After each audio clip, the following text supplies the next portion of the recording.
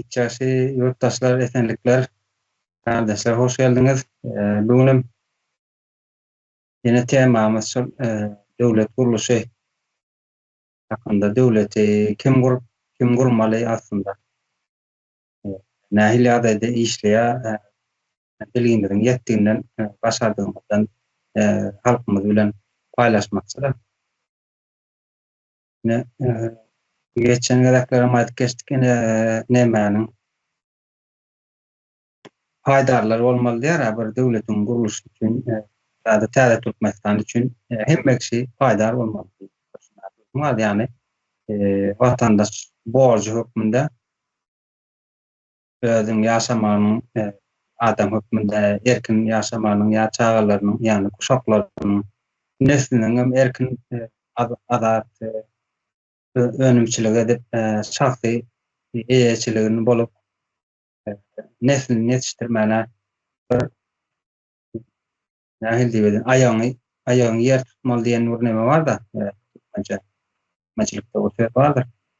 Şonu dowam etmek üçin şu döwlet guruluşyny Türkmen halky gurulmaly bolýar. Şonuň üçin bizim ýan gaýtymyz ýaly paýlaşmakçy da bilgimizi aşaklarda kommentlarda ýazyp bilersiňiz. Belki bizim aýtýanlarymyza tankyd edip bilersiňiz, oňa da açyk biz. Yani tankydyňyzam, kommentiniňizam gaty gymmatly biz üçin täze. Biz Türkmenistany hemme halk bilen ýani şonu gurmakçy aslında gurulmaly. Tam şonuň ýalydyr ýani her kim bir daş çagaşyň aşagyna barmagyny goýmaly diýär şoň ýaly. Buyur Oğuzhan eliň aldyrsın. Evet, sağ olun söz vereniniz için. Salam kardeşler, salam evi vatandaşlar. Ben şu devlet sistemasına burada atar koşup geçecek. Yine bizim halkımız devlet sistemanın kendini tek bilmedikleri için birazcık bildiklerimizden düşündürelim. Yine çağaların ılımlı bilimli olmak için devletin geleceği nesili çağlarıdır. Şoň üçin ne daşary döwletlerin kitaplarını perewod etdirip mektebe salmak üçin ne deputatlara halk döwlet sistemasy, ne halk yüz tutar. Ne çağlarymyz gelecekde ılımly bilimli bolsunlar. Şonuň üçin deputada şunu daşary döwletlerin kitaplarını perewod edip getirip mektebe salmagyny. Odan bunu deputat parlamente yüz tutar. Parlament orta alıp maslahatlaşarlar. Nähili? Muň üçin ýürütip bütçe aýyrlar. Bütçe aýrylyp şol çağalaryň okajak kitaplaryny daşary döwletlerin kitaplaryny perewod etdirip mekteplere salarlar. Ýa-da kinolar bolar. Ýa-da multfilmler bolar çağalar görmek üçin.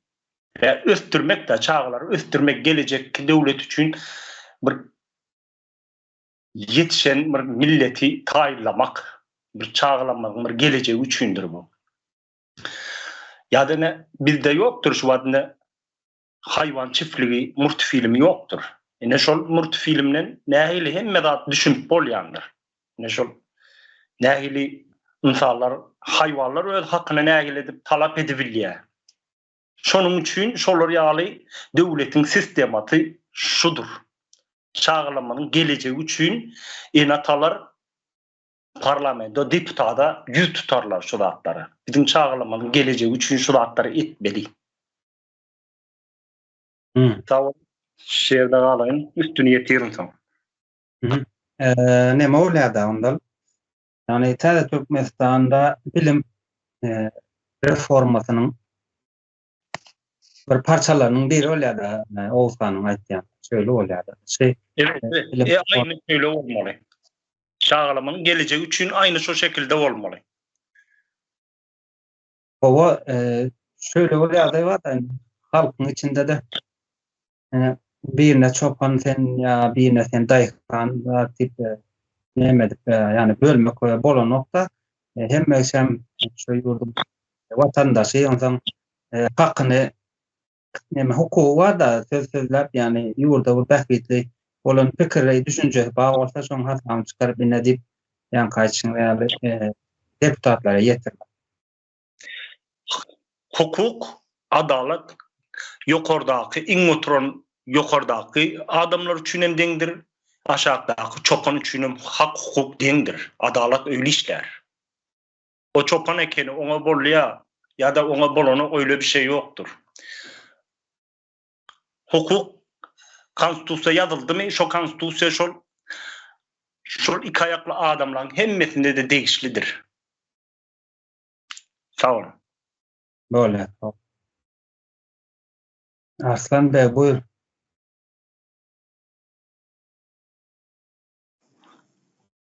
Sağ olun kardeşim. Esenlikler, ildeşler.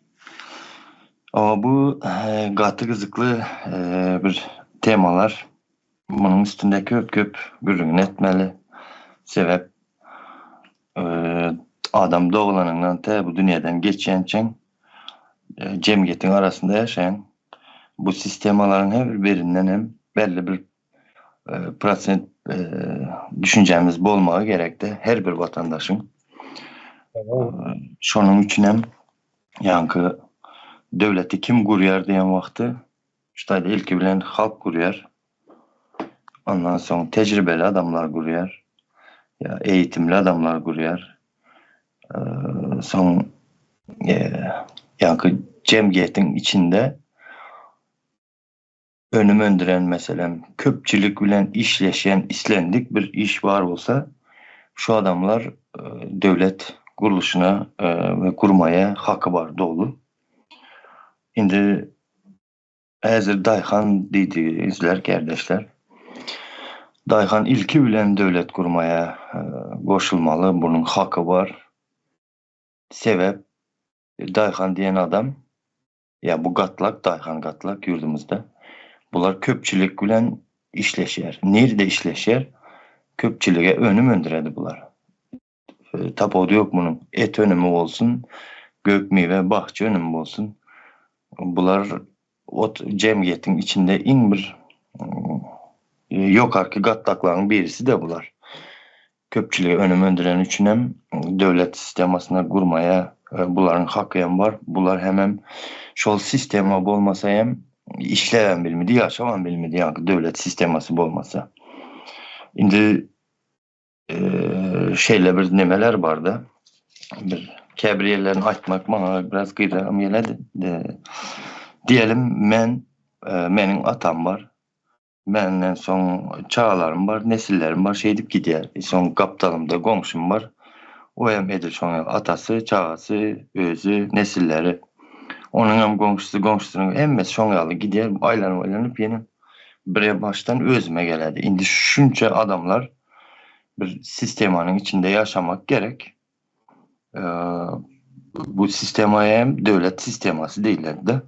Sebep her bir adamın doğulanından te dünyadan geçince şu işleri bilen meşgullanadılar da. Çağlar bağına varadı, mektebe barar, yukarı bilim alar, işi maşgala kurar, son iş ederler bular, son pensiyaya çıkar yankı. Şu aralıkta şu devlet sistemanın içinde hem yaşaması için hem şundan peydalanması için hem şu sistemaya koşması için her bir vatandaşımız şu sistemaya islese islemese bağlıdır. Şunun için hem biz devlet sistemasına her bir vatandaşımız buna özünün bağlılığına göz yetirmesi gerekti. Hazırlıkça şunun yalı kardeşlerim. Böyle tamam. Ferhat kardeş buyur. Salam vatandaşlar, kiçaşı yiğitler, beyler. Ve Türkmenistan edil häzirki adayda hiç vakit devlet kuruluşu bolmadıkda Türkmenistan halkı devlet kurmana kuyu yok. Onun için devlet kurma için aydın adamlar, ölümlü, ündün görücü adamlar olmalılar. Oğlum yine halkın içinden çıkmalılar. Halkın içinden halk saylamalılar. ilkili halk öz güýjüni, kuwadyny bilmeliler. Öz etbilişini bilmeliler. Her oada, her etrapda, her daýhan birleşiklerde deputat diýip bilýändirler. Ýani şonu şo bilýänjek adamy 4-5 tane kandidat berilýär. Şoňa soň ilki öň nämetdi, häzir nämetdi, nämetjek hemme pikiri öň ýaşaýjy, nämet öň geçmişde näme halkyna ýaşalyk etdi, ýa owatyna ýaşalyk etdi. Hereket hemme zatary injelenip münasip mi? Halk şonu görmeli. Her bir kandidatyň soň özüne göre haýna şula umut başarjak adam diýip şo taýda terjime halyna görkezmeli, terjime halyna soň halkyň öz okak grupdaryny tanyşyp ses bermeli. Ondan soň deputat saýlandan soň parlament bolýar.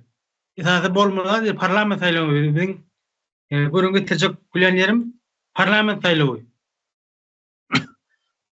Parlament hakyky döwlet saýlagy, döwlet kurulmalyna parlament saýlagy bolmaly. Ýokary hökümetiň, ýokardaky hökümetiň diýenine bolmalylar. Parlament saýlagy bolanyna her zady näme kanun çykarjak bolsa halka bähwetli, hökümete de bähwetli, iki tarapda da bähwetli bolmaly. Edil häzir Türkmenistan'da nähili halka hiç peýdasy ýok, diňe hökümete de peýdasy ýok, diňe terror hökümeti peýdasy bar. Özüňüzüne peýdasy bar, ony aýyrmalylar, o düýünden ýalňyşdyr. Hemme häkimleri, ýöne o vilayet häkimleri, arçynlary we iň aşagdaky Batgordaky näme suw paýlanjany näme diýensek, kardeşler? Bu adalet näme? Dolaşdyrjam. Bu hojalyk kuruluşy diýilýär şonuň. Şo ýokary şikayetçilerin hemmesini halk saýlamalylar. Bu näramasa garşylyk görkezip bilýändirler halk. Garşylyk görkezlerine hükmen 50'den ýokary bolmalylar.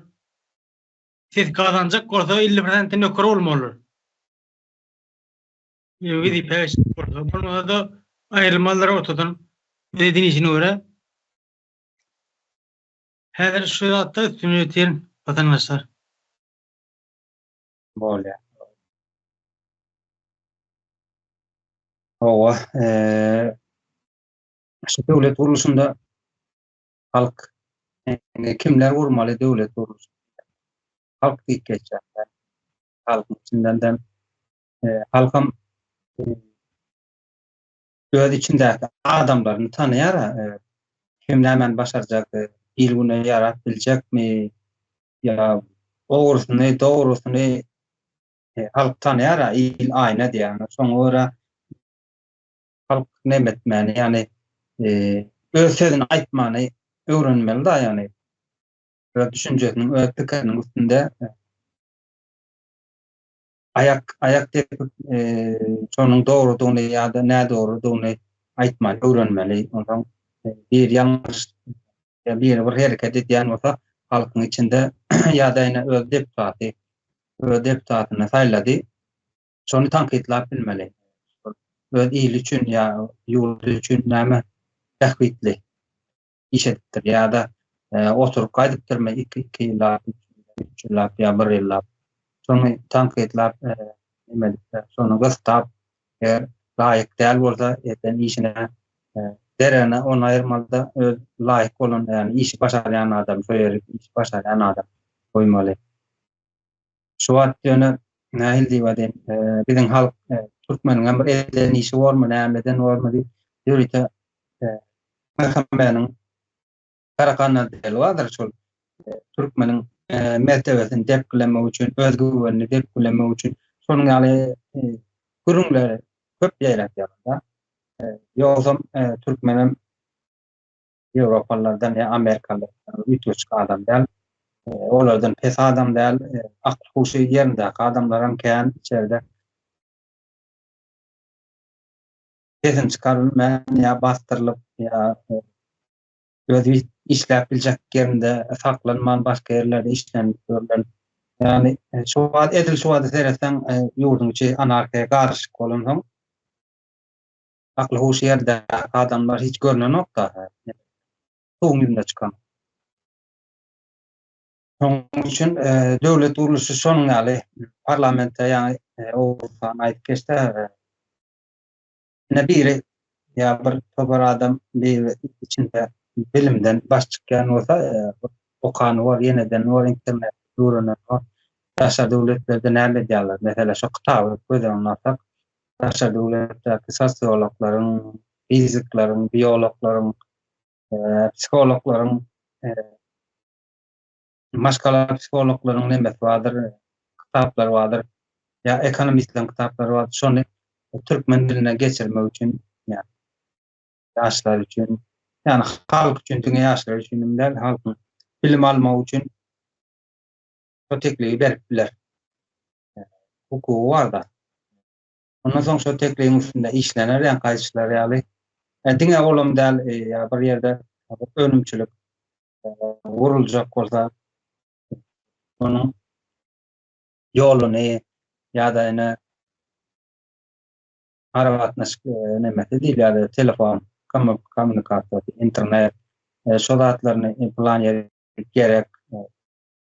Bir ýere agyr suw ýetenok, bilmedim ferma maldarçylyk gerek bolsa, maldarçylyk üçin ýer aýryp bermek üçin arz edip neme diýerler, talap etdilerler. Bilmedim daýhançylyk üçin önüme öndürjek bolsa, haýsy ýurda çykaryp satmakçy bolsa, gider talap eder. Indiki meselem eken ekmekçi bolsa, şol ekenem baş çakkan bolsa ekmele. Şonu ýurtdaşyna çykaryp satmalar.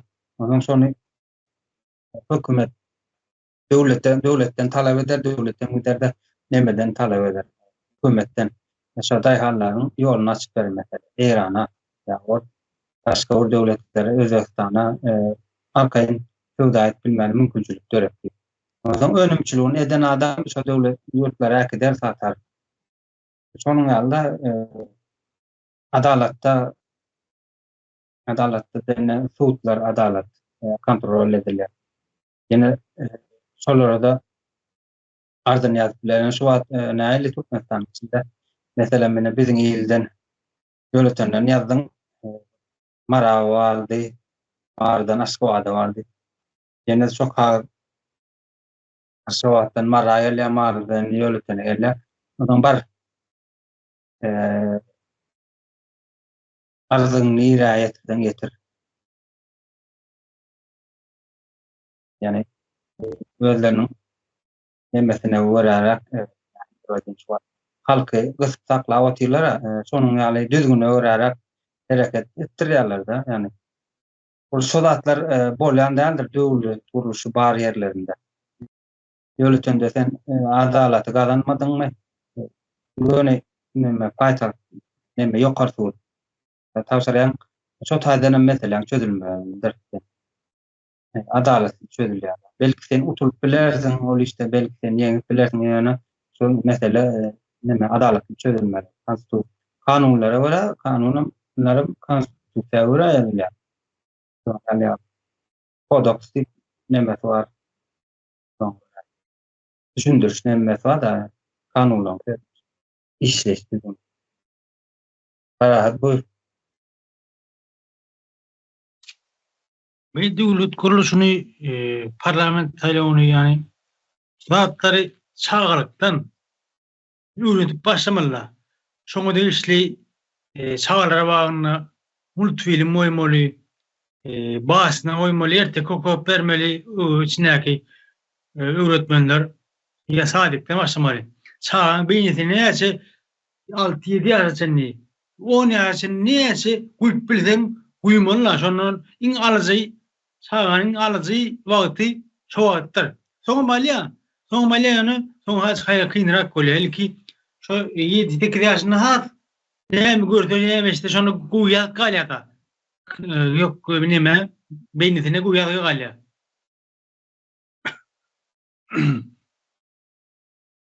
Şonu çağalar bagynda näki kädişimiň aýtjary taşyrotdan kitaplar perewod etdirmeli, kino perewod etdirip şu her ýyly bahsine ertekler göýerler, şolary öwrüp bermeli, çağalar gökdürmeli.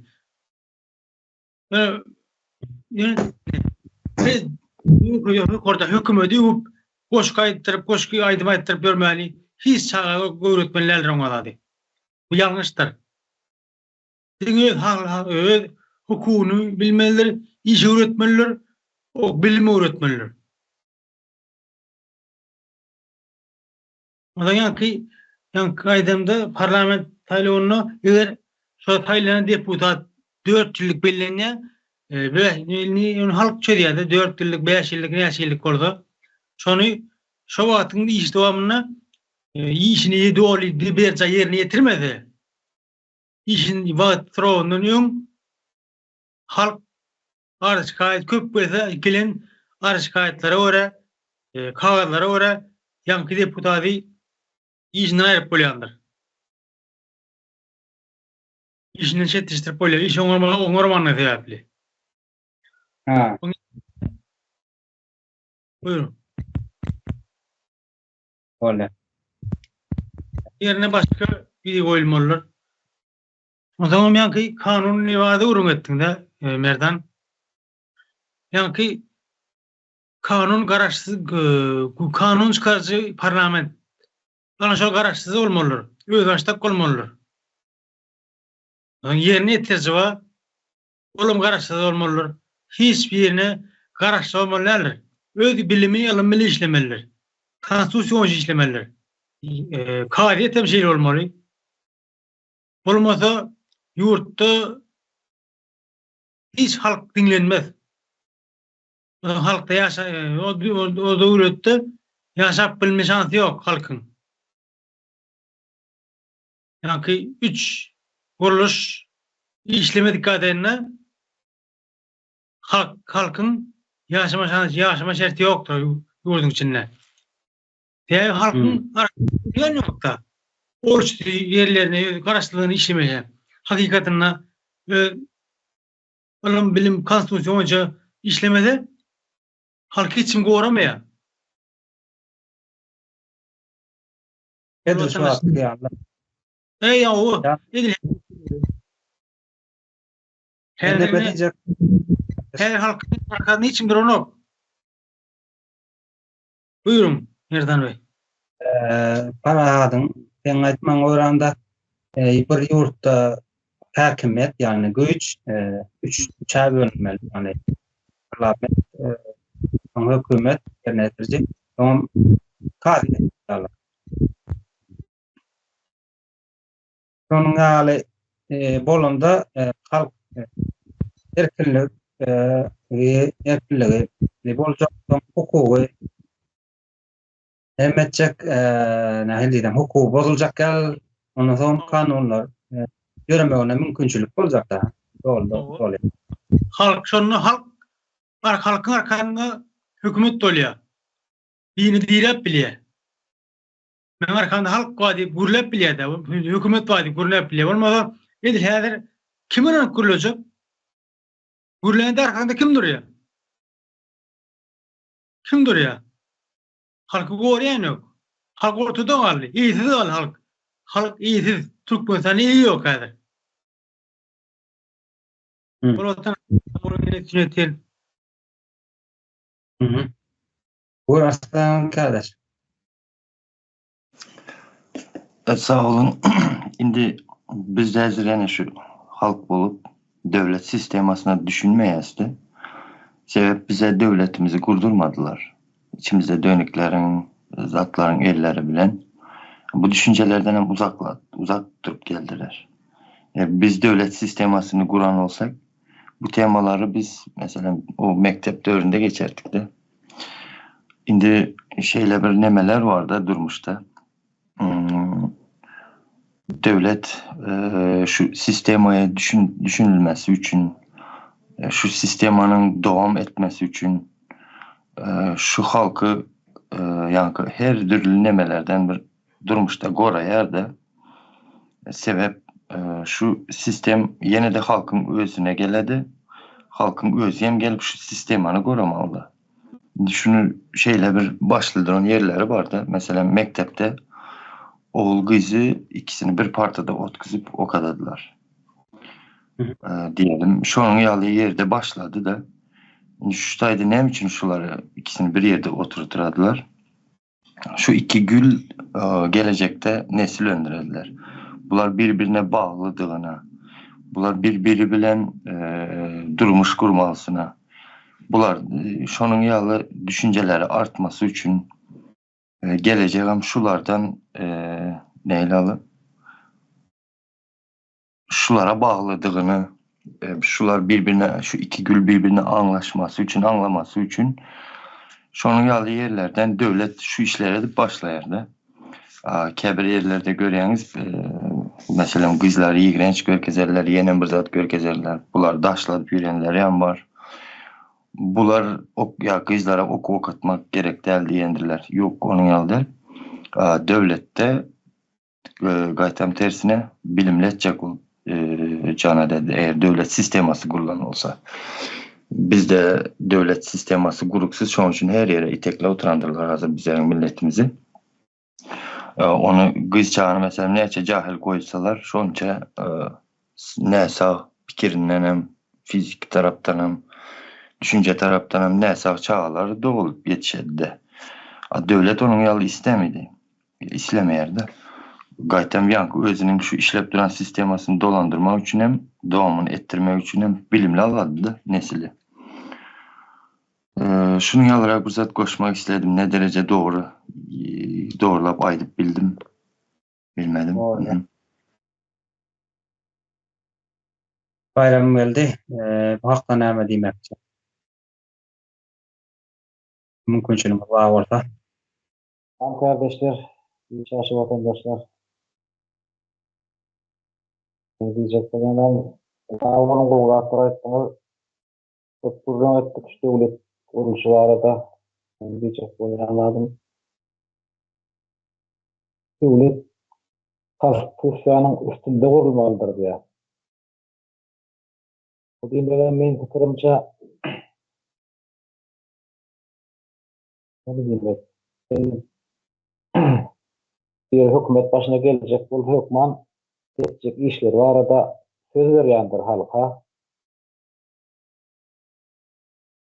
Bunu üretecek, bunu üretecek ya da edilecek kadansızlıklar var arada iddiandır. Olmençe kanun, konstitusiya diyenler oluyor da sonra oraya taraftar köpüldüp bir kazanmalıda. Düşüncem boyunca sol hani diyeyim ki Suriye hazır terzini kurup da sonra hazır hükümeti halka edecek işler var ve aydandır, söz veriyandır. Sonra halkının yurdumuzda hazır başka söz verenin motorları hazır sol veren sözleri 90 gradus tersini işliyor da.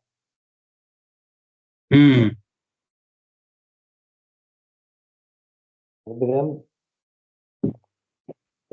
şimdi düşünmek bilem hayat edip diyor. Yani bol ben kadro inşallah. Öyle sağ ol. Arslan kardeş buyur. Ama biraz azıcık bir nime koşup geçeyim de benim. Devlet kimler kuruyor? Elbette halk kuruyor. Ne için kuruyor diyelim. Devlet bir adam şu maşkala kuruyor diyelim. Şu maşkalasının dargamadan doğru düzgün devam etmesi için devlet sistemasını kuruyor. Bunun içinde hopu vardır, daştan, işten, şu zatlardan koranmak için bilimi vardır, geleri vardır. Bu zatlar bir sistem şeklinde işlep durması için devlet sistemasını kuruyor. Şimdi yani bir adam kazanç ededi mesela. Bunun mirası var.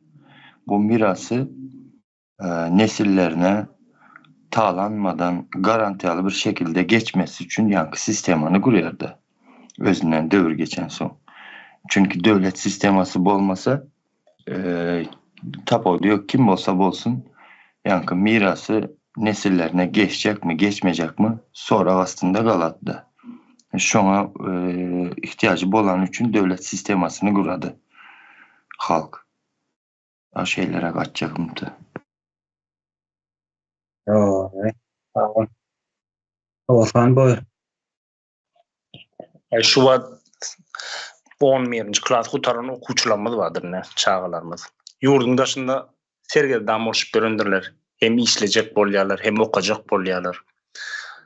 Ana şolaryň geleceği üçin döwlet tarapyndan ekidilip okadyljak. Yani şolaryň iýjeginem, işjeginem, ýatjagynam hemme dadyny döwlet ödejek sistemat. Şuny parlament karar çykarmaly.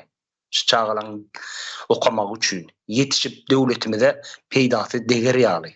Geljek nesillerimizi ösmek üçin. Ya, muny başga dürlemedi bilersiň. Daşary urtdaky molumlary getirip öz ýurdunda okuwçyny okatdyryp bilersiň. Öyle de bilsen has peýdasy kendir. Tenin ýurduňa başga da ýurtlardan okamana gelirler. Okamana gelen wagty bularyň hemäsiň çarkyňa peýdasy diýe hem bankyňa da sistemaga ýürüt. Ya pul aýlanşygyny döndürip başlaýar. Lan ine bular ede bilsen has halk üçin, döwlet üçin has bekfitlidir. Çağalarymyzyň onda munda serge dam bolup görmedi üçin döwlet sistemasy böyle gurulur. Döwletiň sistemasy budur. Çağalaryň geljegi üçin ediler, halkyň geljegi üçin ediler. Nesillerimiziň geljekde bir ulur derejelere döwletiň adyny awraýyn bir ýokary galdyrmak üçin. Nesillerimizi ösmek üçin. Bolýar sağ ol. Doğru. Döwlet wagtymda magas başlady men biraz aýtdyň. Ne döwlet bir ýurtda bolanda ene bilen ýurtda edil suwat tutmasam. Hökümet näme urýarda guruluş edýär. Ýöletendäki zawodlar bardyr, mardaky zawodlar bar, tekstiller bar. Nazam Aşgabat paýtagtda näme bardyr? Aeroport bardyr, awazanyň otelleri, Aşgabatyň otelleri ne arada kanalda aýdy geçildi nämede. Bir üstömüş olar. Bir aeroport 2400 adamlyk kabul edilen aeroport tam mukasy 50 milyon da gurulýar. Türkmenistanyňky 1600 adam kabul edip bilen ýolak üçin kabul edip bilen aeroport 2 milyard 300. Näşe döwlet guruluşlar bagorsa ene emesi. Bankçylyk bilen näme? Prokuratura. Ondan soň adalet, kadyet. Näme bolsa. Hildi waden bagymsyz işleýän bolsa, şonuň alçykdagylar, rahatlar edilmeliler da halkyň yani budjetden alınýan pullar yani halkyň pulu dağılır. Tapady ol alokdan alıntyn ya ýurdun yerüstü baýlyklaryndan satylan çyma satylan nemeden gelen girdejilerden bolsun näçe nemeler gerek. Şunun ýaly proýektler özem bir däl yani neme sistemanyň şu wagt oturgan sistemanyň edýän ene ýa-da Hytaýlar bilen aralykda milyard borakdan otoban kuruluşyny yapjak. Şu taýda ene ýene şolan bir proýektler. Bir ýanly proýektda özem nähil diýeden ölü proýektler. Çok proýektler diýerler da yani hiç gideji getirmejek üstesinde de ýene hyzmat edilip durjak ana şu otoban gurdum ya aeroport emrin çyrasy var, eskalator var, tel süper onun käbir nemelerin elektronik nemeleri var, ütgüt yani wagty işleme wagty dolansan ütgüt tutmaly. Özüni nähil diýedim. Bahadyn öden okupaymış ýokda. Ýa-da ýol otobanyň arasynda neme bolmaly, ışık bolmaly, dogrymy otoban. Ýeje bilen. Ana şol ışıklar giden ýurdun nemesi. Nähil diýsem, ýa-da köl diýip gazdylar, alternatör köl. Bir giden milliardlar ýok etdiler. Şöyle her bir edilen proýektde, her bir maýdaç proýektde ziýana işläp dursa, ol belli pul aklamak üçin edilen ýöne bir ýurdun iqtisadiyetini aýlamagyň derine edilen proýektler bir ýurdun iqtisadiyeti halkyň hyzmaty üçin edilen proýekt bolmaly derine diňe ziýan proýektler halka ziýan bolupdyr. Ýani halkyň ýerlerinden şonuň hyzmaty bolup dursa. Ýa-da ýene arada mahtumlygynyň nemesini bir giden ýer tutup näçe metr monument. Döwlet guruluş ba ýurtlarda şolatlar edilmeýär. Onun strategik nemesi bolup biler, proýektler gerekli bolup biler. Birinjilik bilen senin eskerin aç. Var ya, urudan dep giden ýa-da otaýmagy, bu taýmagy, greja diýdi, ýa-da körçege diýdi. 60-70 killik oglanlar baran soňlar gaýt 2 ýylyň dowamında bara çorba da ýok 40-50 kilo bolup ýylyna gaýdýarlar. Üstesine de mertebesi depkilenip ruhu öldürilip gaýdýarlar. Ne stratejist diýen şu harby strategiýa gerek şol. Ýok, o taýda bolsa tersin diýişdi. Şonuň ýaly, ýurtda hiç hili bizim ýurtda edilýän bähbetli iş edilen o halkyň bähbetine ýurdum. Ýa-da serdar internetden näme satanalan bolmalylar da. Taýdan getirilen it badyr nemede, robot it, olam grajdansk it, on neme diýip körkälerler, harby ýerde ulanmaly. Ýene de şol giden proýekt şoňa da neme reform etmeli, näme etmeli, plança büdjetden pul aýyrmaly diýip aýyrandyrlar, aýyrjaktyrlar. Ýene de şol käýerleriň jüýlerine gidýär. Kim şol nemäniň başynda bolsa, çanaň başynda bolsa ýene şol. Ya pagran neme terkede Türkmenet alıp bölermi? Türkmen tol işçi nemesi ahçarka, daşar devletin ahçarkası alıp hyzmat etmek nemesi däl o. İşte däl. Maldaçylykda suňnaçyla ulanmak geldi. O gowrewlen alacakmy, duýjakmy? Kamanda da yani buyruğa da ürkän kulak asyp duran itdäl o. Yani işin bilmeyen adamlar gelende şonuň ýaly hemme taraplaryň ýoldy batyrýarlar da.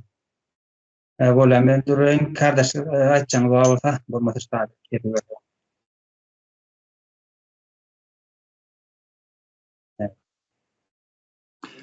Ýa-da ýok. Ben kardeş elimi kaldırmadım da o sizin aydanlarınızdan ben şunu alarak bir mani çıkardım da. Yani hazır biz mesela yurdumuzu östürmek isteýäs de. Bizimki doğru mu? Elbette doğru. Biz devlet sistemasını kuracak bolýas. Doğru mu? Bizimki elbette doğru. Gurucu Meclis Türkmenistan'ı halas etjek boladyr. Doğru mu? Doğru. Şu işlerin önüne böğüt bolotyrlar da. Bular yani hamalar devlet baryalı, gurukluyalı ve doğru düzgün işle tanıyalı edip görkezecek bolýarlar da. Ama bizlerde şu devlet guruklu olan olsa çalaca bir bilgi olsa yani yurdunu östürecek şahsiyet var olsa şunu gol dayar da bizde gol damayar. Yani ayçyňyz ýaly ummatsız haracatlar ederler. Halka peydasız. Yankı haracat edilen haracatın özünün bahası çıktacıları gelse hem yine yaxşı da. Qaytam tersine açışınız yalı. Hasta ulu haracatlar ettirerler. Onun da üstüne de çıkarılan haracat hiç gelmeyer. Garaz devletimizin kuruksuzluğunun gelen yeri neticeleri şular da. Şunu koşayım dedim. Sağ olun. Devlet kuruluş bolan yerlerinde Türkmenistan'da devlet bolan bağ olsa, devlet bolan olsa Merdan Muhammed'i akitmene miltet bilmerde dip atlandırılan şu vakitte terör topar ya da Azat İsakov vardı. Onların şu yurdun yani yurdun kemçiligi diyorlar oluyor. Yurdun kemçiligi şu vakitte terör toparın eden yanlışları çoğatları yüze çıkarıp tankitlamak, elinden elciğinden düzeltmek o yurdun bakıydı nedir? Devlet kuruluşunu dikeltmenin uğrundaki bir hareketin bir parçasıdır. Bunu eğer özlerine düşman gören olsalar dime o tarz devlet kuruluşu yoktur. Onun için Merdan Muhammed'in akidilmeyi, Azat İsakov'un akidilmeyi, yitirme edilmeyi devlet kuruluşunun yoktuğunu suud ediyor. Böyle geleniz için sağ olun. Yurttaşlar sizin dinleyeniniz için tanqidiniz varsa komentiniz var. Sağ olun vatandaşlar. Geç çalışayım ben. Sağ olun. Sağ olun kardeşim. Sağ olun yiğitler. Sağ olun milleşler. Sağ olun, hiç yaşayın beni de. Yine de görüşen çok sağ olun. Böyle.